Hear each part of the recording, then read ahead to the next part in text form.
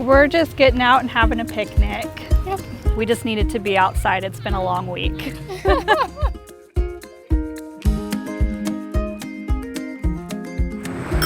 I love the city of Boise because it's just such a comfortable and enjoyable place to live. The people here are so kind and generous. I love Boise because it's peaceful. And I like how it's so clean here compared to back home. Well, this is the place where I met my now fiance and just got engaged to her. So this is so fun. She's from here. We went to Boise State, and so we just love we love the town, we love the place, love the people here, and couldn't ask for a better experience. Down to earth, just super nice people here. We're from Iraq originally. We came here in 2001. Yeah, my dad got accepted and we came down here, and we've been here ever since. I love Boise because everyone is so nice here and it's so clean and beautiful. And I love Boise because of the access to nature. I mean, you can drive 15 minutes and be in the mountains or go to a park, or yeah, it's beautiful. I ride from my house to Lucky Peak and back, about a 50-mile trip every weekend, and it's a good green belt too. Everything's so close, you can get up to McCall and do a good weekend and be back Monday for work. And just being so small, going from downtown, walking downtown, feeling safe downtown, so much easier than going to a bigger city. I love Boise. I love Boise. Well, I'm an Idaho native and I've lived in Boise all my life. I've always lived in Boise. Yeah, just love Boise. Yeah. I actually moved here with the intention of raising a family. It's a nice, safe place, good schools, yeah, and a lot to do. I don't know, it's perfect. It's just nowhere I would rather live.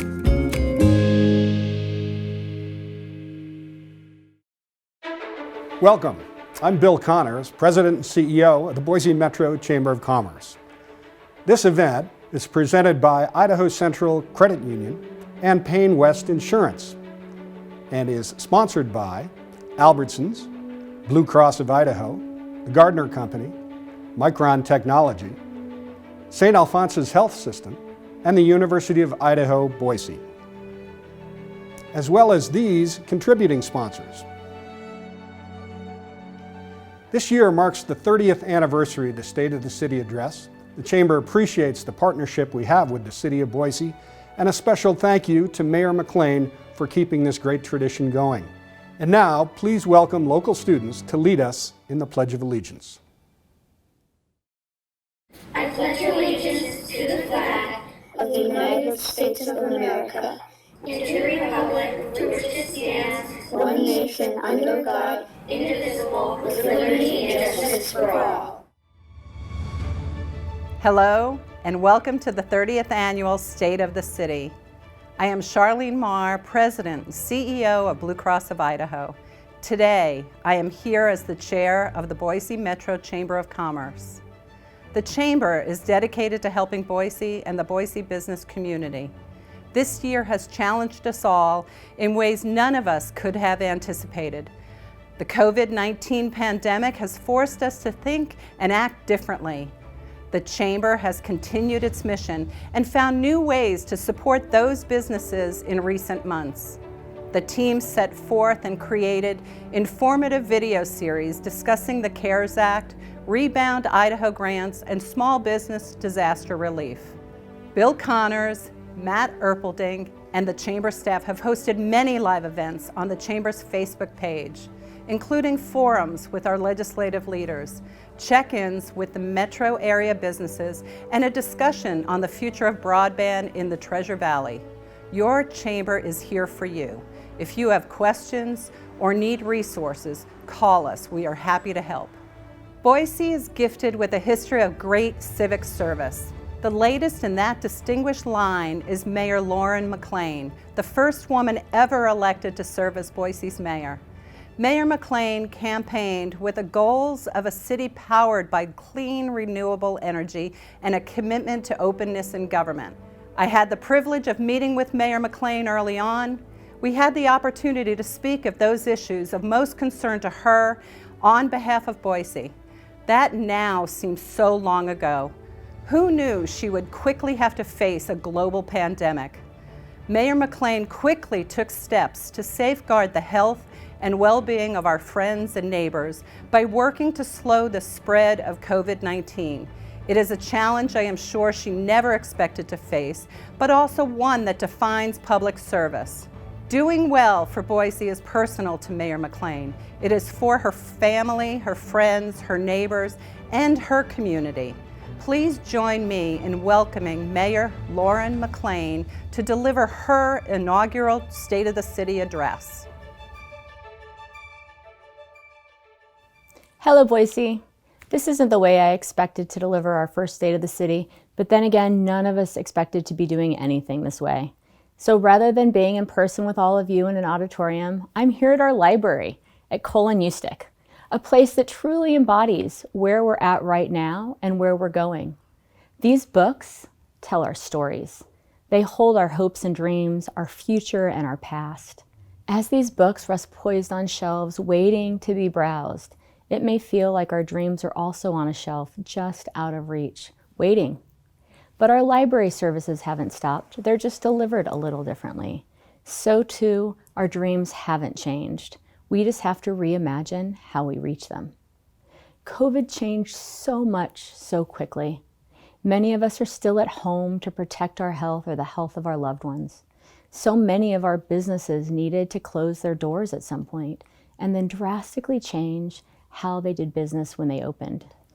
So many kids aren't getting the education they deserve, and too many parents are struggling with teaching their children and caring for them while they work from home. Many of us canceled weddings, passed up graduations, and missed birthdays to ensure we could all celebrate those times together in safer, better days. It's not fair, and I know you've done your part. I know you've put on your mask, you've safely distanced, and you've done it for months. I know you want this to be over. I want this to be over. It pains me to see closed signs, to have people asking for help without anyone to hear their pleas. Hear stories of sons and daughters unable to hug their grandparents. This pandemic hurts all of us, but it hurts each of us uniquely. Your pain, the sorrow you sometimes feel, the helplessness that can sometimes creep in isn't unfounded, and you aren't alone. I sometimes find myself getting frustrated that we can't just make COVID-19 go away by the force of our will. That very will that won World War II and put a man on the moon. But we can't. And just wanting it to will not make it true. We have to act. And what will beat this is something we have an abundance of here in Boise: community. As I run through our neighborhoods and our foothills, I see persistence, the generosity, the patience and caring, the very community that will get us through this. I see people dropping off groceries for neighbors in need. I see the healthy mowing the lawns of the vulnerable. I see people talking in masks, checking in on their neighbors, making sure they're okay. We might be physically distanced, but this is drawing us closer. We're hoping harder and wanting more.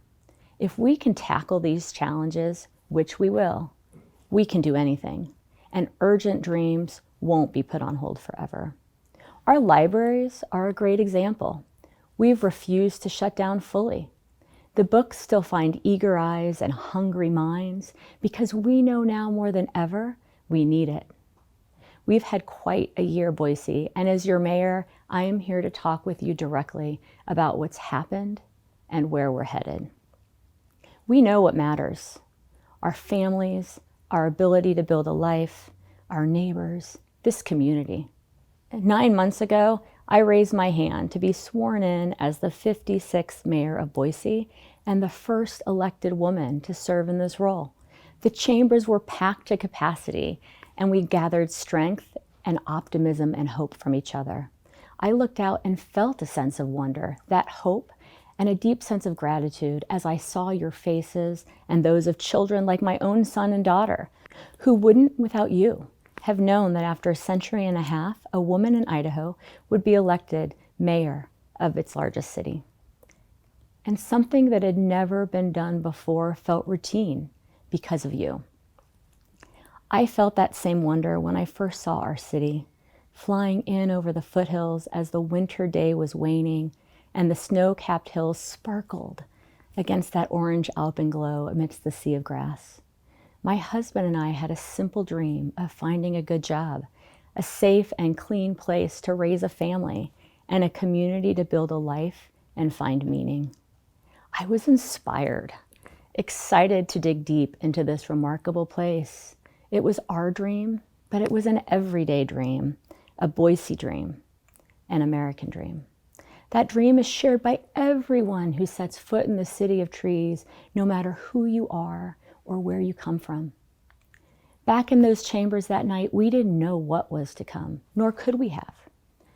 Less than 3 months into office, we were hit with one of the worst pandemics this country has ever seen. But I knew we'd face the challenges it brought courageously together and come through this stronger than before.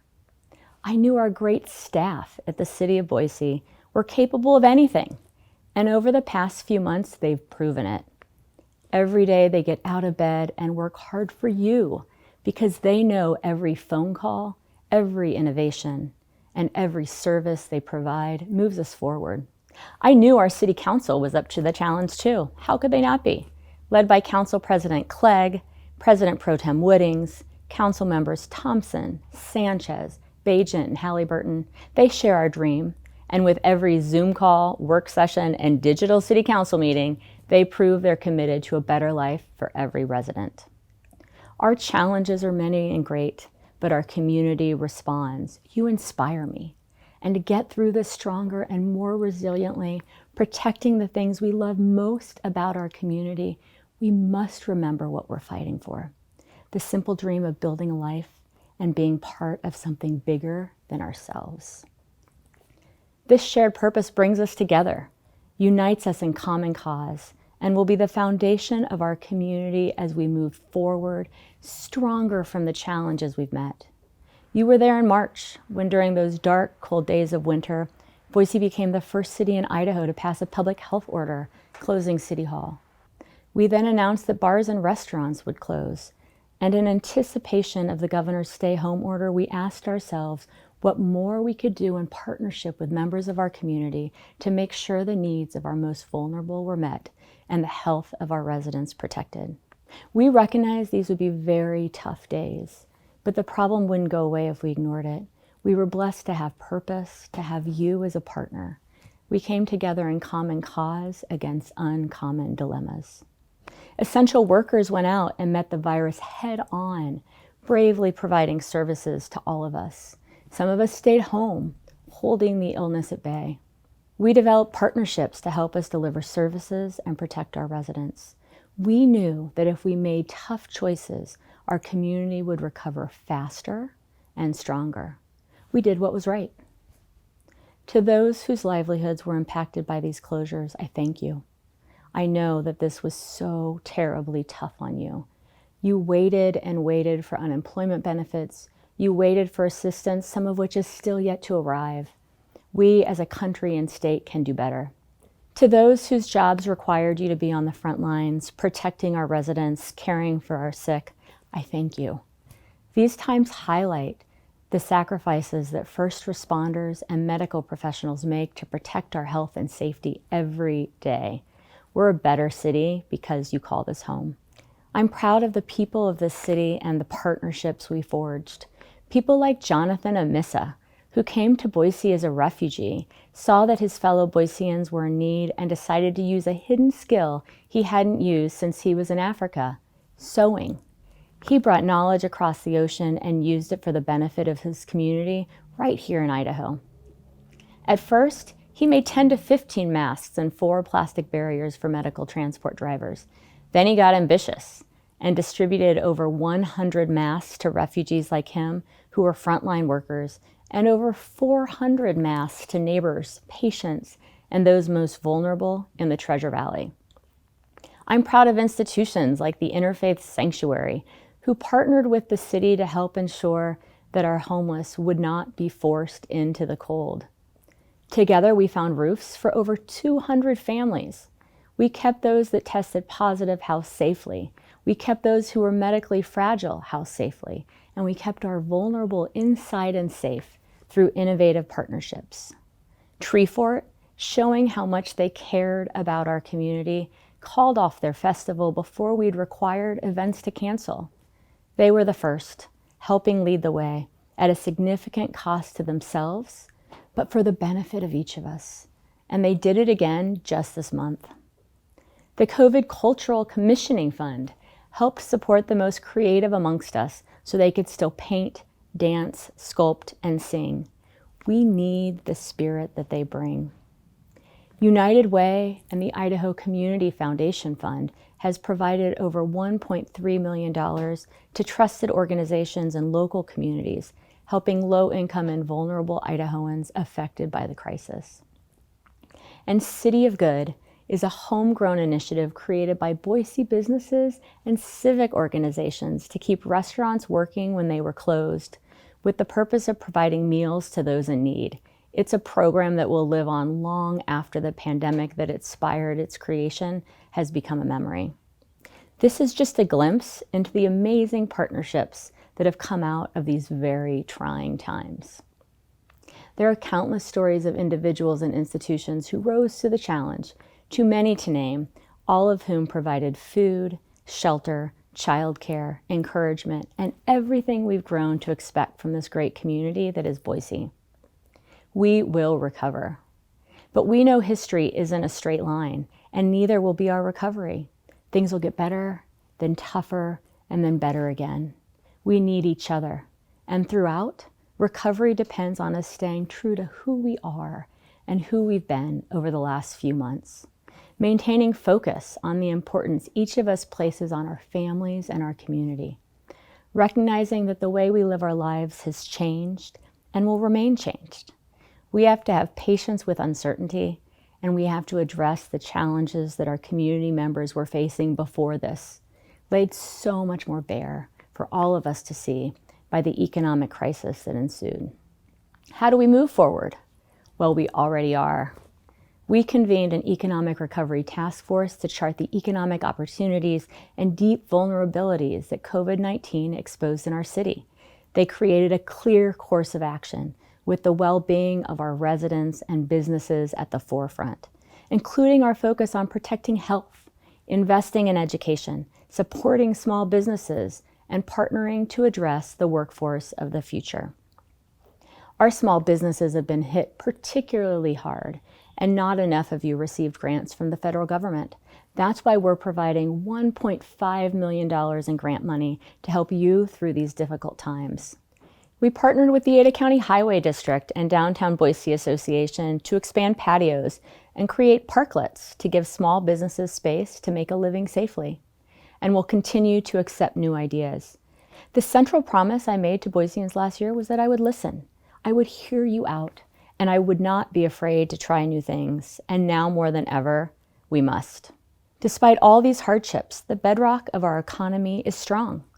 More businesses have contacted us about relocating here this year in the middle of the crisis than last year. The lure of our trails, the certainty of our vision, and our community's strength has become a clarion call that not even a pandemic can silence. We will convert these inquiries into more economic opportunities for our residents. All workers deserve to be paid enough to live a good life in our community, and we'll invest in an economy that ensures this. That good life requires a home that each of us can afford. And as more people join our community, more bedrooms, more bathrooms, more kitchens are needed. Housing's not a them problem, it's an us problem. Prices are going up. People are willing to pay top dollar to live in our community, but we must ensure that we don't price out of the market the very people that make this community great.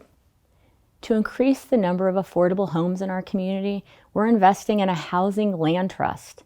It supports the development of various housing types, allowing for home ownership and rental opportunities for income-restricted families. We've announced a zoning rewrite committee made up of neighborhood leaders, developers, housing experts, and most importantly, Boiseans. They'll help us protect what we love about this place and ensure that our zoning code reflects the value we place on providing everyone in Boise a home they can afford with access to opportunities that will support their families. And those that are without a roof over their heads shouldn't be left out in the cold. We recently opened the doors of Valor Point to help ensure that no one who served and prepared to die for our country should be forced to live on the street.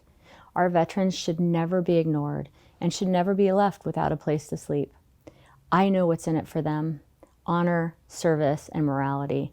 They deserve nothing less in return. We've been rethinking how we connect people to services. We asked our IT team to move mountains, and they have, as they migrated services online. We kept libraries like this one open with curbside pickup. And for those who couldn't access the internet or the web, wouldn't work for them, we opened limited services at City Hall. We created a street outreach team that connects people on the street with the services they need, meeting them directly where they are. Your government has been innovating every day. We'll ensure that everyone has access to the services they need the way they need it. In the last 6 months, we found permanent houses for 62 families and are in the process of housing another 32. We're working tirelessly to lift people out of homelessness as quickly as possible and as permanently as possible, because we know the impact it will have not just on that family, but on all of us.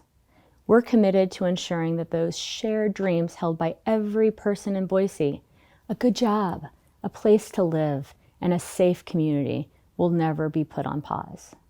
And we're accomplishing all of this while working from home, physical distancing, and wearing our masks. I'm excited to see what we can do next with all the innovations and lessons we've learned. And I'm grateful for these new tools because we've also been called to face perhaps the greatest challenge of our lifetime, the climate crisis. It's undeniable, and like the pandemic, it won't go away if ignored. It just gets worse. Our days are getting hotter, our forests are burning. We're the generation that must solve this for our children and theirs. Our health and our economy depends on us doing this now. Boise will be a climate innovation leader, and not just because we want to, but because we must. We can, we should, and we will rise to the challenge of this moment. As the world changes, we'll be poised to reap the benefits of clean energy, cheaper and more plentiful power, healthier air, new jobs made possible by the transition, to keep our economy strong, to ensure our children have the opportunities that our parents did. To be smart and efficient, we established a climate action division. These folks are leading the way. We know that climate will touch every aspect of our lives and our city government. No division is independent of this endeavor, and that's why we'll tackle it as a unified group.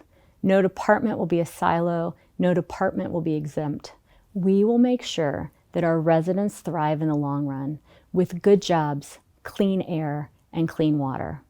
We'll tackle every issue through this lens with people and opportunity at the center of our work. Our goals are both ambitious and necessary. We'll have 100% clean electricity for all by 2035, and I'm proposing we do all we can to beat that goal. We'll also set a carbon neutral goal for our city government by 2035. This path won't just lead to survival, but to great jobs, better infrastructure, and more equity throughout our city. We are going to blaze a path to carbon neutrality with our city operations and then apply those lessons learned to set an aggressive community goal. And as we move closer to our goals, we will become healthier. And we'll ensure that those who often suffer the brunt of climate impacts share in the benefits. We'll ensure that all of Boise is equal when it comes to health and climate. The tools to meet our goals are in high demand throughout the world, and as we innovate techniques here, we'll be able to export them, building a sustainable, clean, and thriving economy. In fact, environmental journalists just hosted a virtual conference right here in our city last week to look at what we're doing. And if all goes well, they'll arrive in person next June to see firsthand.